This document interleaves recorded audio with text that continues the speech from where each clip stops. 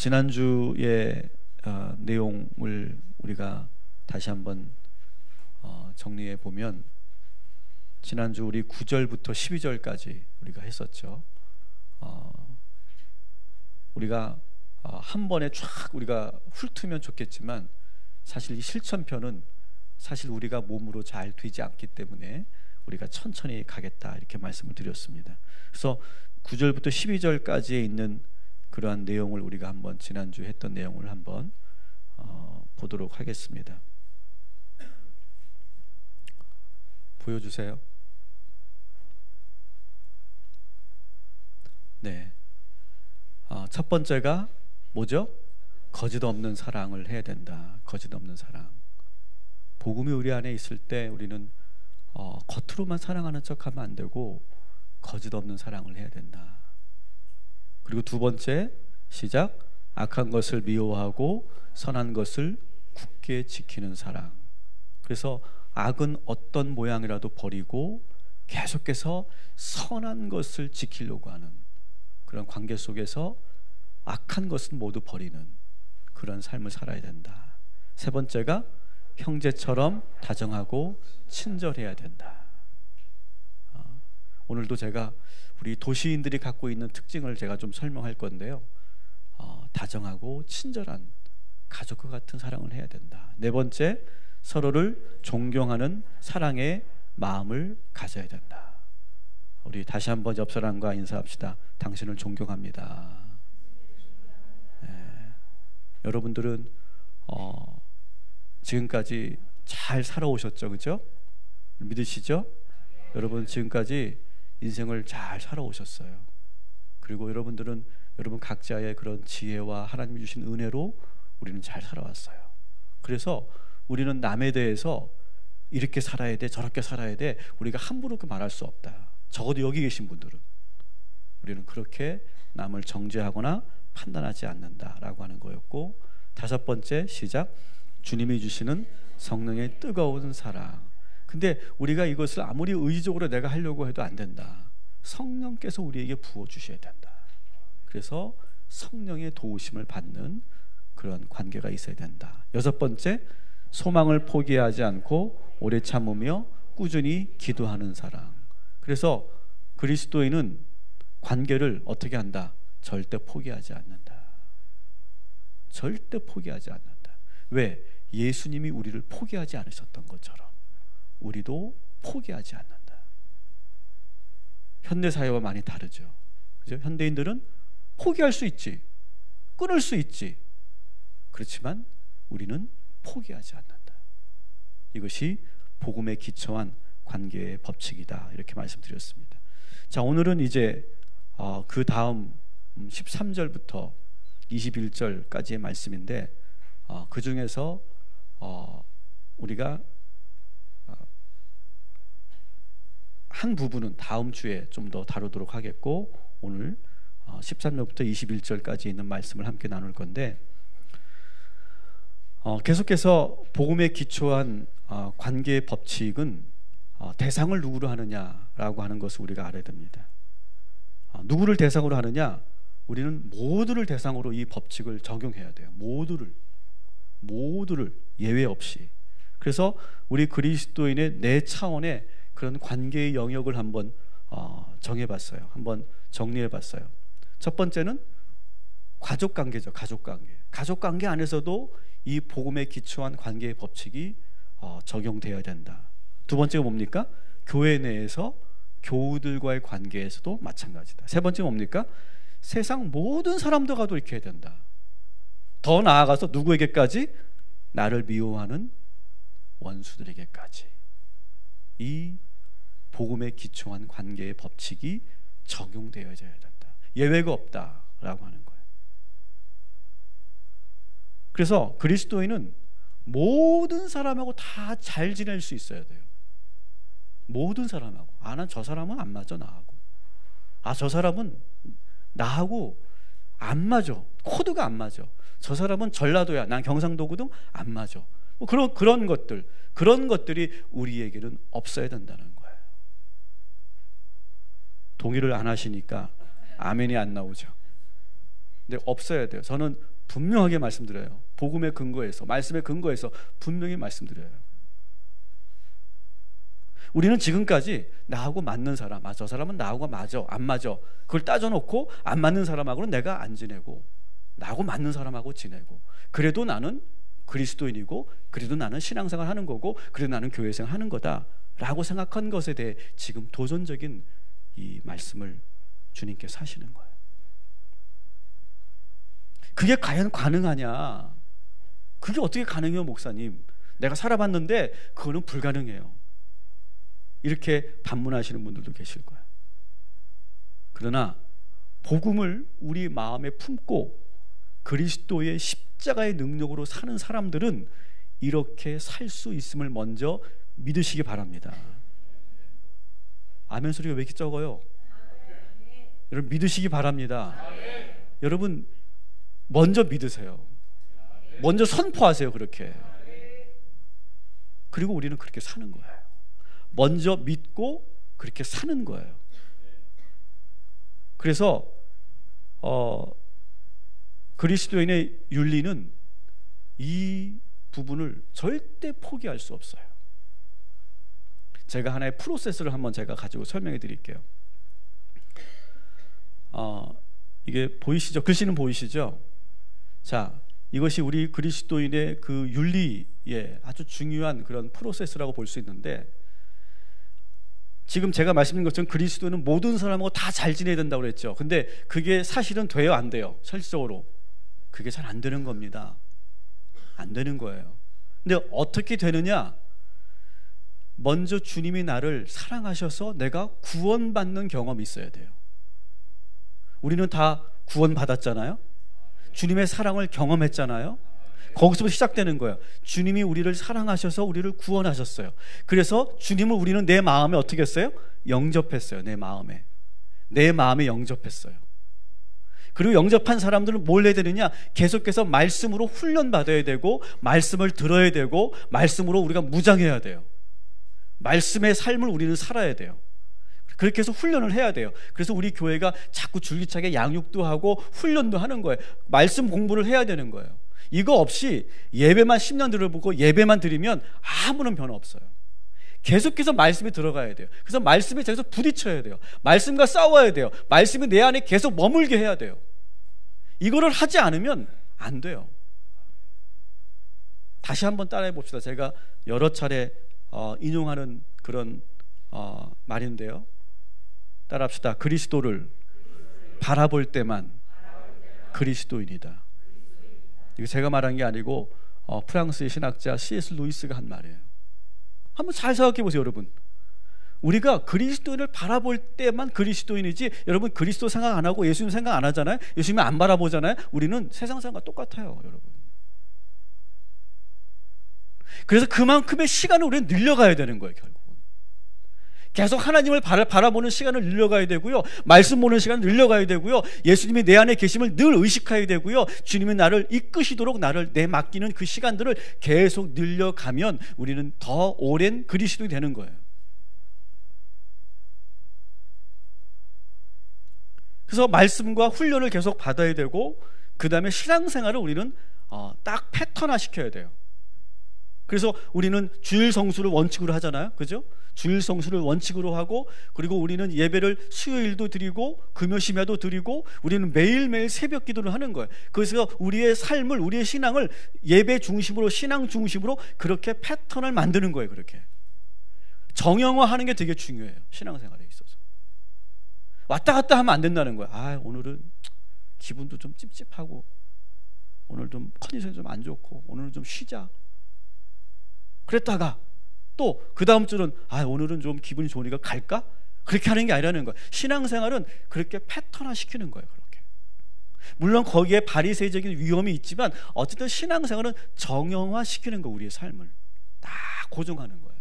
그래서 그걸 계속 반복하는 거예요. 그러면서 우리의 궁극적인 목적은 뭐냐? 복음으로 우리를 무장하기 위해서 하는 거예요. 복음으로 무장하기 위해서. 지금 우리 교회는 계속 뭐만 강조하고 있어요? 복음을 계속 강조하고 있잖아요. 계속 복음의 말씀을 듣는 거예요. 또 듣고 또 듣는 거예요. 계속 듣는 거예요. 자, 그런데 여기까지는 대부분의 교회들이 잘 돼요. 대부분의 교회들이 신앙생활에 있어서 여기까지는 돼요. 근데 그 다음이 안 돼요. 그 다음에 프로세스가 더 많아. 사실은 더 중요한 거 더 많은데 그 다음을 잘 안 해요.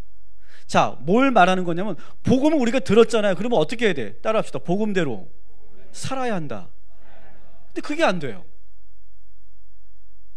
복음을 들었으면, 복음으로 내가 완전히 무장됐으면 복음대로 살아야 되는데 거기서부터가 안 된다는 거예요. 그것이 바로 로마서 12장부터 지금 나오는 거예요. 복음대로 어떻게 사느냐, 그걸 지금 구체적으로 풀어주는 것이 로마서 12장부터라고 말씀드렸죠. 그래서 복음대로 살아야 되는데 일단은 어떻게 되느냐, 먼저 믿어야 돼요. 복음대로 살면 그렇게 놀라운 기적이 나타날 줄 믿는 거예요.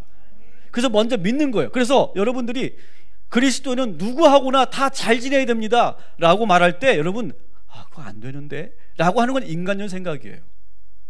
어떻게 하라고요? 순종하는 거예요. 순종. 믿는 거예요. 믿고 순종하는 거예요. 안 되죠. 처음에 안 되죠. 하지만 믿는 거예요. 그리고 무조건 순종하는 거예요. 그리고 인내하는 거예요. 인내한다는 건 뭐예요? 계속 해보는 거예요. 안 되더라도 또 하고 또 하고 또 하고 될 때까지, 여러분이 아멘 할 때까지 또 하고 또 하고 하는 거예요. 여기가 제일 어려운 부분이에요. 사실 여기가. 이게 잘 안 되는 거예요. 이게 안 되니까 계속 뭐예요? 복음 무장했다가 다시 왔다 갔다 하는, 거기 위에 있는 것만 계속 왔다 갔다 하는 거. 그게 그냥 10년, 20년, 30년 가는 거예요. 그러나 전혀 변화가 없죠. 우리의 삶에, 우리의 관계에, 우리의 신앙에 어떤 성장이 없죠. 그래서 복음에 기초한 관계의 법칙을 우리는 지금 배우는 거예요. 그래서 그 법칙에 따라서 우리가 지금 계속 여러분이 말씀드린 것을 계속 실행하고 또 반복하고 또 반복하는 거죠. 그러면 어떤 일이 일어나냐 하면 그때 비로소 복음의 능력이 나타나요. 바로 그 시점에서 나타나는 거예요. 복음을 우리가 듣고 복음을 우리가 무장했어. 근데 거기는 그냥 내재되어 있는 거예요. 내재되어 있는 거.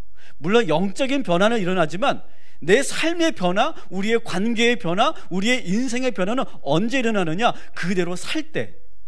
그대로 사는데 바로 안 돼. 계속 해야 돼. 인내하면서 계속 그 관계의 법칙을 계속 실습하고 또 노력해야 되는 거예요. 그럴 때 어느 순간에 어떻게 나타나냐면 복음의 능력이 그때 막 나타나기 시작해요. 복음의 능력이 우리 안에서 꿈틀꿈틀 거기다가 이제 그것이 나타나, 외부로.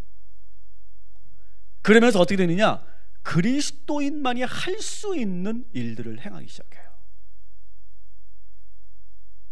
그러면서 복음의 능력을 통한 기적이 나타나요. 그러면서 위대한 사랑의 열매가 맺는 거예요. 근데 여러분, 여러분의 신앙생활, 우리 교회, 우리 한국교회들, 우리 교회도 지금 마찬가지고 지금 어느 수준에 머물러 있다고? 복음을 듣는 것만 끝난다는 거예요.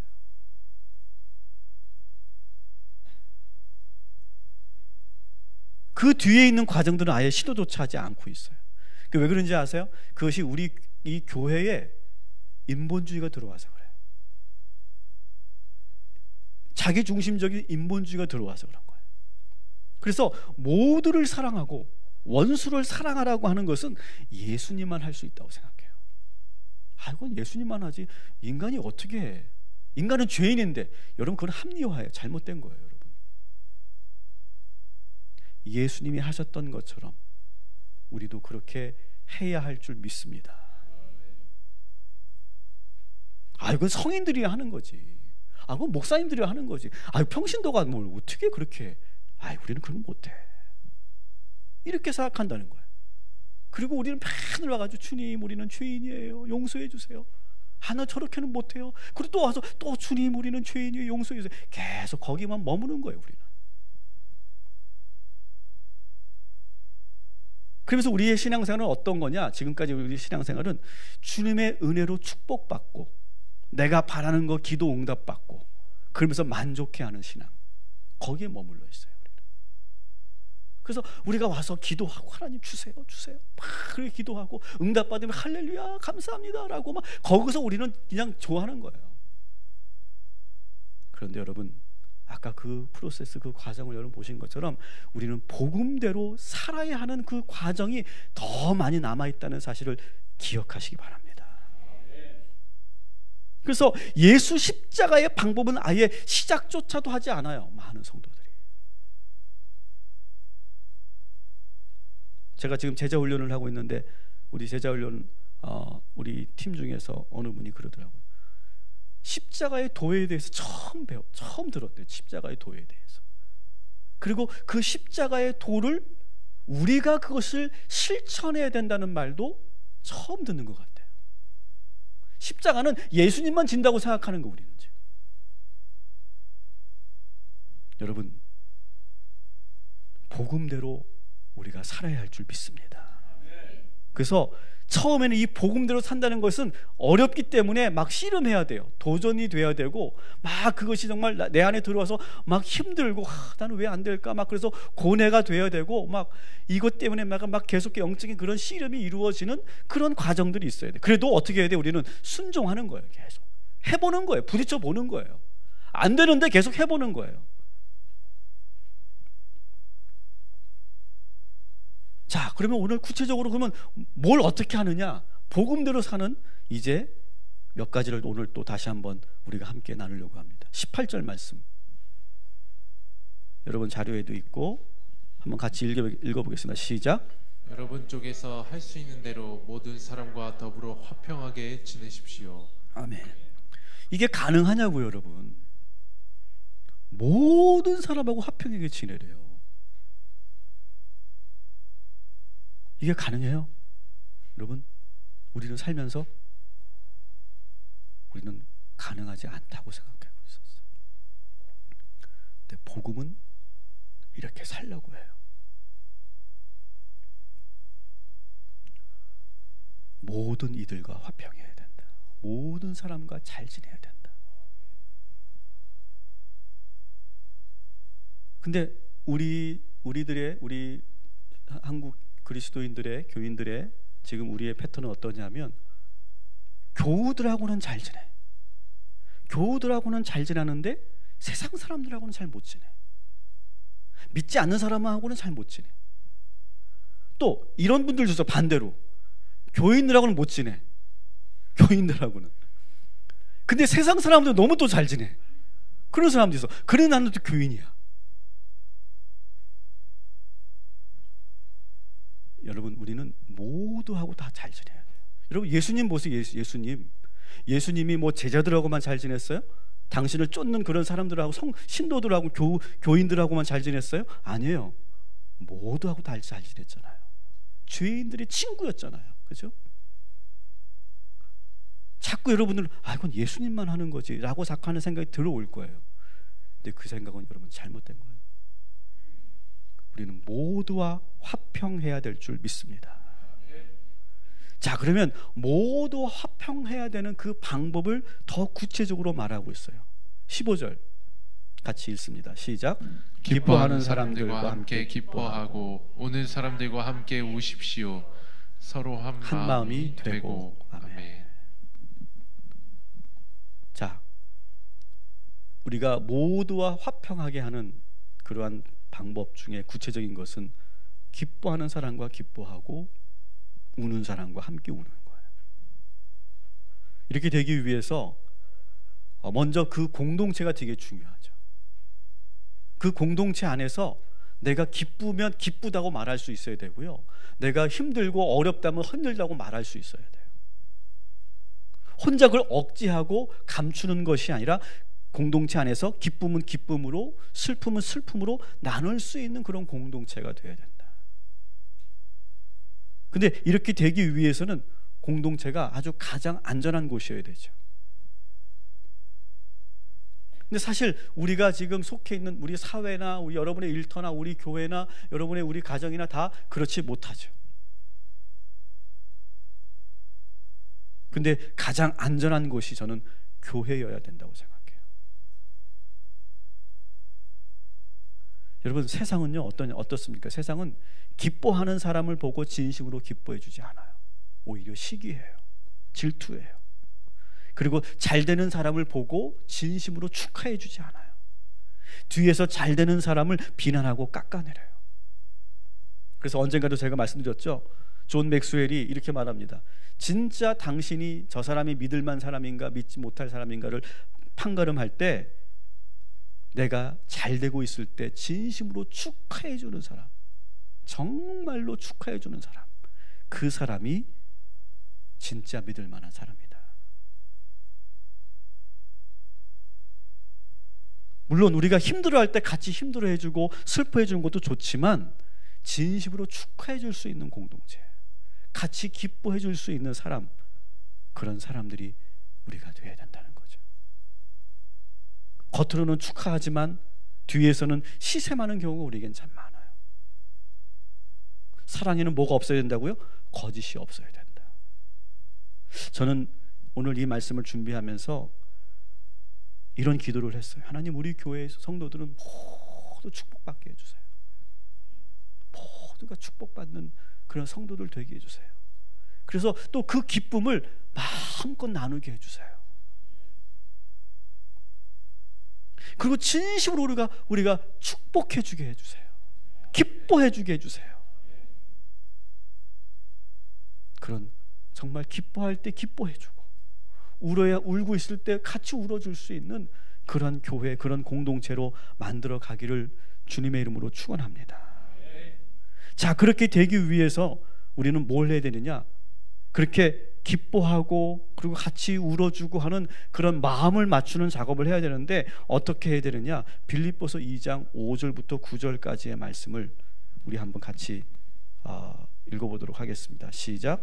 여러분은 이런 태도를 가지십시오. 그것은 곧 그리스도 예수께서 보여주신 태도입니다. 그분은 하나님의 모습을 지셨으나 하나님과 동등함을 당연하게 생각하지 않으시고, 오히려 자기를 비워서 종의 모습을 취하시고 사람과 같이 되셨습니다. 그는 사람의 모양으로 나타나셔서 자기를 낮추시고 죽기까지 순종하셨으니 곧 십자가에 죽기까지 하셨습니다. 아멘. 자, 오늘 이 말씀에서 우리는 잘 알고 있는 말씀이에요, 그죠? 빌립보서 2장 말씀.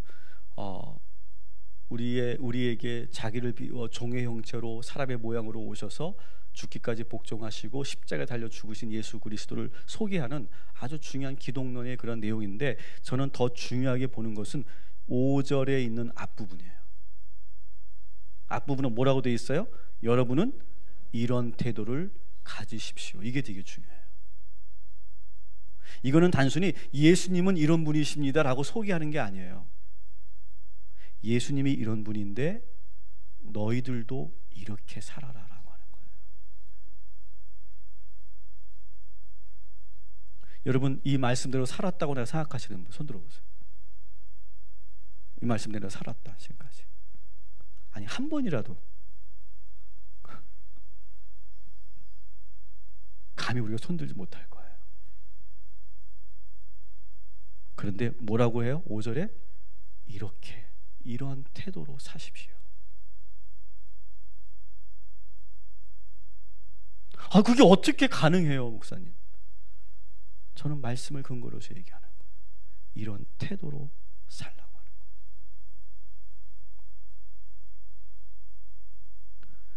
예수님이 어떻게 하셨다고요?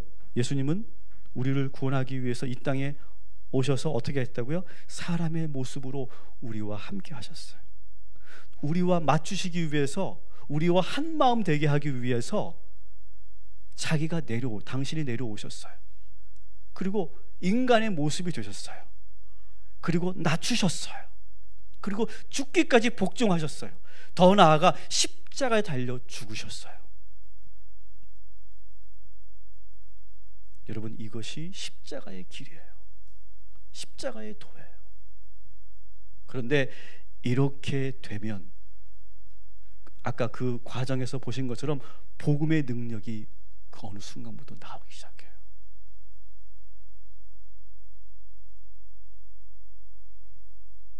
오늘 이 시간 우리가 함께 이렇게 예배하면서 우리의 마음과 마음이 모아지고 연결되어지고 그리고 하나가 되는 그런 축복을 경험하게 되기를 주님의 이름으로 축원합니다.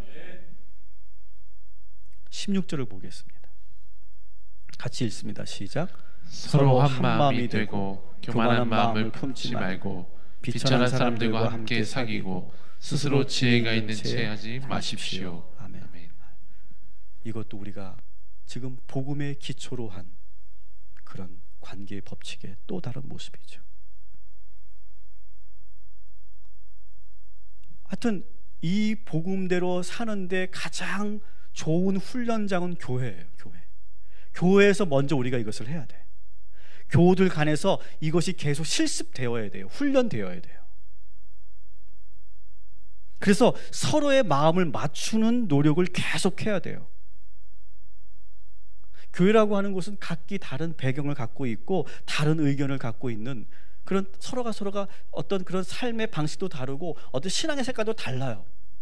그런 사람들이 모였어요. 그런데 그런 사람들이 모여서 마음을 맞추어 가는 거예요. 마음을 하나로 다 모으는 거예요. 저는 목회가 그거라고 생각해요. 목회가 이렇게 다양한 여러분들을 하나로 모으는 게 목회라고 생각해요. 근데 그것은 목회제의 어떤 테크닉으로 되는 것이 아니라 우리가 말씀을 들으면서 하나가 되고 찬양을 하면서 하나가 되고 우리가 기도할 때 하나가 되는 거죠. 성령께서 그렇게 묶어주시는 거죠. 여러분, 그러한 마음이 하나가 되는 그런 은혜가 우리에게 있기를 주님의 이름으로 축원합니다. 이게 안 돼요. 처음에 안 되는 거예요. 안 되는데 계속 해보는 거예요. 계속 이렇게 저렇게 맞춰보는 거예요. 계속. 그러면서 어느 순간 딱 맞아요. 어느 순간 성령이 우리에게 그런 마음을 탁 주세요. 포기만 하지 않는다면.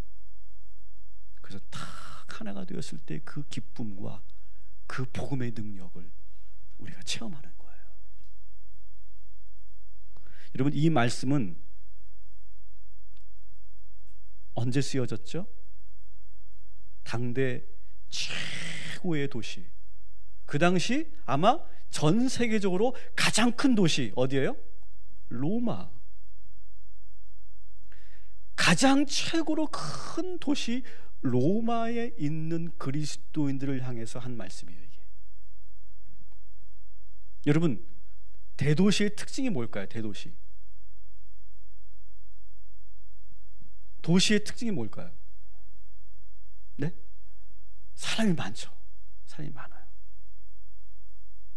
그러면서 사람이 많으니까 어떻게 합니까? 다양하죠. 서로 다른 문화적 배경을 가지고 있는 사람들이 모여 있어요. 그렇기 때문에 여러분, 생각이 모아져요, 안 모아져요? 우리나라 지금 모아져요, 안 모아져요? 안 모아지잖아요. 근데 안 모아지는 게 여러분 이상하고 잘못된 게 아니고 그거는 당연한 거예요. 도시는 그런 거예요. 도시는. 그래서 그러다 보니까 이 도시 사람들은 어떠한 삶의 특징을 가지고 있냐면, 그렇게 서로가 모아지지 않고 자기 개성을 강조하니까 자기 색깔을 드러내는 그런 것을 당연하게 생각합니다. 그래서 자기의 개성과 자기의 의견을 목소리 높여 주장하는 것을 도시인들은 당연하게 생각해요. 우리도 마찬가지예요. 여러분, 우리도 지금 도시에 살고 있잖아요. 그죠? 도시에 살고 있는, 우리는 다 도시인이에요. 이 도시인들이 갖고 있는 특징이 뭐냐? 바로 그런 다양성에서 자기의 의견과 자기 개성을 다 가지고 있단 말이에요. 자기 생각이 다 있단 말이에요.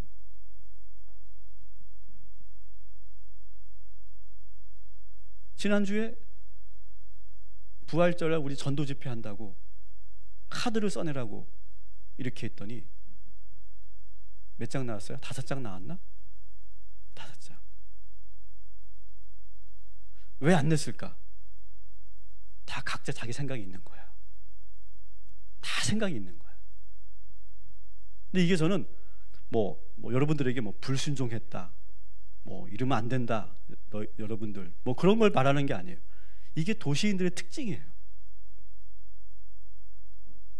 근데 시골 가잖아요. 시골 가서 다 그거 주고 쓰라고 하면 다 써요. 다. 할머니고 권사님이고 상관없이 다 써요. 왜? 목사님이 말씀하시니까 다 써야지. 근데 도시인들은 어떠냐면, 목사가 말을 해도 설교를 해도 다 자기 의견이 있어요. 자기 생각이 다 있단 말이에요. 자기 생각이 다 있단 말이에요. 근데 도시인들은 어떠냐면, 목사가 말을 해도 설교를 해도 다 자기 의견이 있어요. 자기 생각이 다 있단 말이에요. 근데 도시인들은 어떠냐면, 목사가 말을 해도 설교를 해도 다 자기 의견이 있어요. 여러분 표정을 보면 다 알아. 지금 다 내 의견이 있어, 내 생각이 있어, 내 주관이 있어요. 사실 그래서 도시 목회가 쉽지 않아요.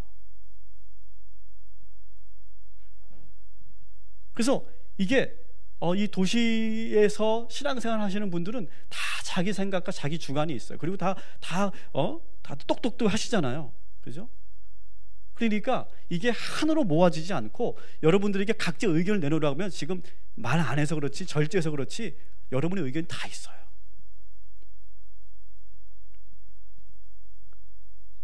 이게 도시인들의 특징이에요. 근데 저도 이제 서울에서 나고 자라서 이렇게 제가 살았기 때문에 저도 이게 도시적인 습성이 배어 있어요. 저도. 그래서 여러분들이 그런 모습을 보일 때 전혀 화가 나거나 속상하지가 않아요. 나도 그 자리에 앉으면 나도 똑같을 거거든.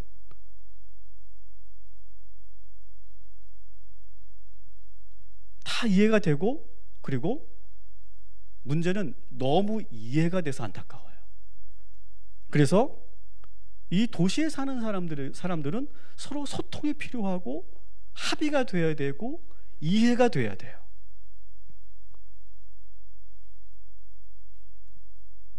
그래서 우리 이 도시에서 신앙생활하는 분들이 가장 많이 넘어지는 것이 바로 이 복음에 기초한 관계 법칙을 실행하는 데 대단히 어려우실 거라는 거예요. 여러분 기억해 주십시오. 우리 도시인들이 자기의 주관과 자기 생각 분명한 것은 좋지만 여러분 우리가 순종해야 될 때는 순종해야 될 줄 믿습니다. 다른 것 떠나서 여러분 복음에서 하나님 말씀에서 하라고 한 것은 여러분 하시기 바랍니다. 모두 하고 화평하십시오라고 하면 그렇게 하시기 바랍니다. 모두를 용서하라고 하면 그렇게 하시기 바랍니다. 아무리 우리가 도시인이라고 해도 우리는 해야 돼요. 지금 이 사도 바울도 그 대도시, 우리 동탄보다 훨씬 큰 그 로마에 있는 그리스도인들에게 말하는 거예요. 잘 안 들을 줄 알아요. 로마 사람들이 그 바울의 이 말을 잘 안 들을 걸 알지만 그래도 복음을 들이대는 거예요. 그러면서 뭐라고 지금 그러면 말하느냐, 그 도시인들에게 따라합시다. 높은데 마음을 품지 말라. 16절에 높은데 마음을 품지 마라. 자, 도시인들의 또 하나의 특징은 뭡니까? 이 로마에 살고 있는 사람들이랑 우리랑 똑같은데 이 도시인들의 특징은 뭐냐? 이런 사람들이에요. 현재 안주하지 않는 사람들이 도시의 사람들이에요. 그래서 끊임없이 뭔가 달라져야 돼요. 변화돼야 돼요. 여러분 지금 우리 교회 중심으로 이 지역이 얼마나 지금 바뀌고 있습니까? 1년 전과 지금이 너무 많이 다르죠? 앞으로 3년 4년 지나면 완전히 달라질 거예요. 근데 우리는 그게 너무 익숙하다는 거예요. 달라지는 게. 근데 아마 농촌에서 사신 분들이나 시골에 내려가면 완전히 다를 거예요. 거기는 20년 전이나 50년 전이나 똑같아요. 근데 여기는 계속 달라져요. 여러분 그게 계속 변화되는 그러한 모습 속에, 그런 환경 속에서 도시인들은 사는 거예요. 그러니까 안주하지 않고 계속 뭘 하려면 더 나은 삶을 자꾸 추구해요. 지금보다. 지금도 좋은데, 지금도 만족할 수 있는데, 지금도 먹고 살만한데 우리는 자꾸 마음속에 더 그런 마음이 저기도 모르게 나온다는 거예요. 그게 죄는 아니에요. 근데 도시인들이 갖고 있는 특징이 그렇다는 거예요. 더 좋은 삶을 살려고 애써요. 그리고 현실보다 좀 더 높은 삶, 좀 더 나은 삶, 그것을 우리는 추구해요. 그러다 보니까 여러분 이 도시인들은 그런 삶을 살다 보니까 아주 그 기본적인 그런 삶의 모습이 뭐냐? 기본적인 삶의 모습이 그렇게 하다 보니까 자꾸 그런 변화가 익숙해지고 다양해지다 보니까 어떻게 되느냐? 이 도시인들은 생김새부터 달라지죠. 그렇죠? 제가 시골에서 목회할 때는요, 제가 한 3년 동안 있었는데 옷을 거의 안 샀어요. 안 사도 돼. 다 똑같아. 다 똑같이 살아. 그냥 부수수한 상태에서 목사님들도 다 똑같고 뭐. 근데 그게 전혀 신경이 안 쓰여.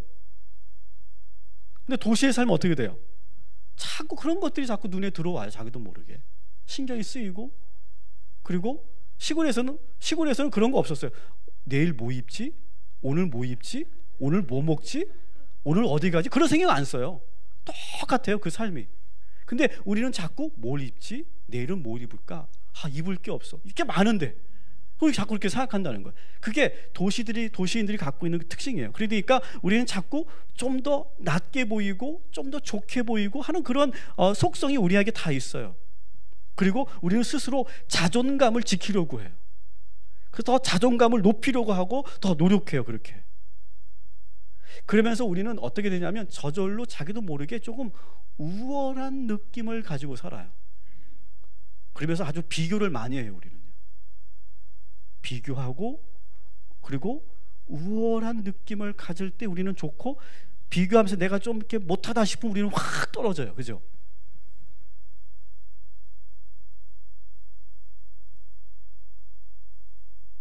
그래서 우리는 그런 내 안에서 그런 자존감을 그렇게 계속 유지하려고 하는 그런 특징을 가지고 있죠.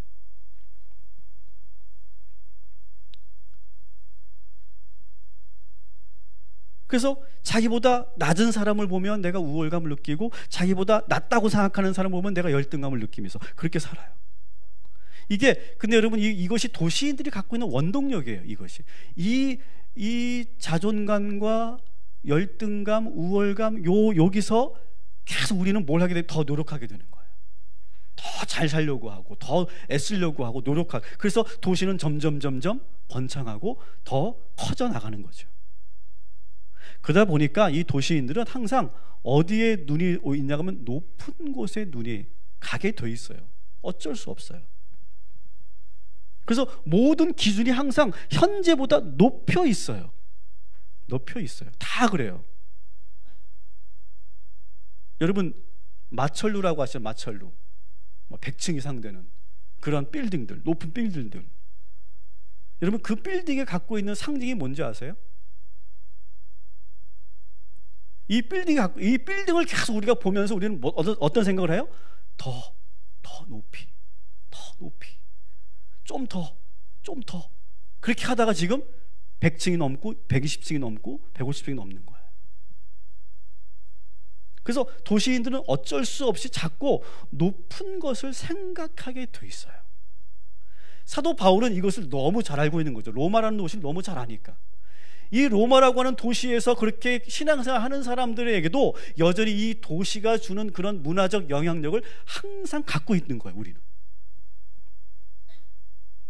그런데 사도 바울은 그 도시인들에게 뭐라고 합니까?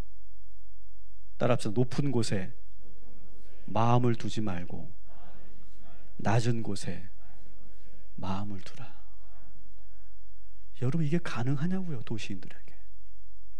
그러나 복음을 듣는, 복음을 품은 우리 그리스도인들의 눈의 시선은 어디로 가야 되느냐? 저 높은 마철로 저 꼭대기로 가는 것이 아니라 낮은 곳으로 우리의 눈이 가야 할 줄 믿습니다. 그래서 사실은 우리 그리스도인들은 도시에 살면서도 도시에 역행하는 사람들이에요, 어떻게 보면. 그러면서 심지어 뭐라고 말합니까? 그 뒤에 16절에 보니까, 따라합시다. 비천한 사람들과 함께해라. 우리는 그렇게 살고 싶어 하지 않아요. 나랑 똑같거나 나보다 좀 나은 사람하고 우리는 어울리고 싶어 해요. 여전히 저는 그것을 잘못됐다고 말하고 싶지 않아요. 그게 도시인들이 갖고 있는 특징이에요. 그래서 이미 여러분도 아마 그걸 아실 거예요. 강남이나 그런 분당 같은 도심권에서는 어떤 현상이 일어납니까? 넓은 평수는 넓은 평수들이 놀고, 그죠? 작은 평수는 작은 평수도 논다면서요. 그게 저는 계속 말씀드리지만 그게 잘못됐다고 말하는 게 아니에요. 그렇게 되더라는 거예요, 도시라는 것이. 문제는 교회 안에서도 이러면 안 된다는 거예요.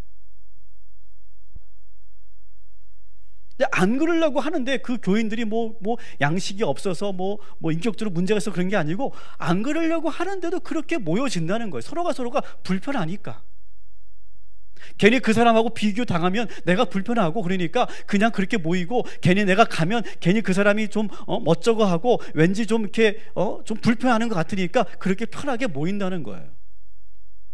근데 그게 당연하게 여겼는데 사실 교회 안에서 그렇게 서서히 계층이 나눠지더라는 거예요.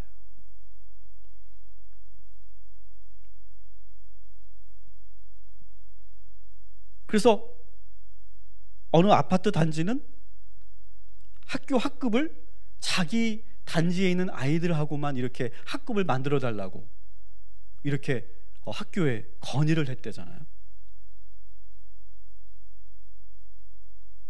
그래가지고 그 바로 앞에 있는 아파트가 난리가 났어요. 엄마들이 뭐 저런 게 있냐 그래가지고 또 막 그 아파트들끼리 또 옥신각신 했다는 얘기를 제가 들었어요. 저는 그것이 이렇게 뭐 이렇게 통탄할 마음은 아닌데, 이것이 도시구나. 그런데 여러분, 우리 그리스도인, 복음을 품고 있는 우리는 그런 모임과 그런 분위기 속에서 우리는 깨어 있어야 할 줄 믿습니다. 우리는 깨어 있어야 돼요. 그리고 우리는요, 한 발 물러서 있어야 돼요. 그리고 우리는 어디에 처해 있어야 돼요? 비천한 데 처할 수 있어야 돼요. 그래서 사도 바울이 뭐라고 합니까? 비천에 처할 줄도 알고 풍부에 처할 줄도 알아야 한다. 그리고 오늘 16절의 말씀인 것처럼 비천한 사람들과 함께 사귀어야 된다.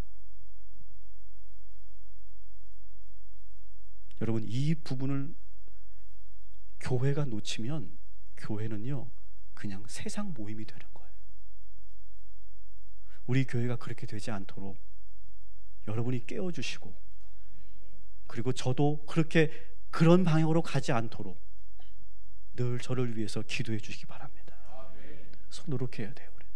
교회는요, 세상이 그렇게 흘러가도 교회에 들어오는 그 순간만큼은 우리는 다르게 역행할 수 있어야 돼요. 말씀을 마칩니다. 두 문화를 지금 대비해서 지금 사도 바울이 말하고 있는 거예요. 그 당시 로마는 어떤 곳이었습니까?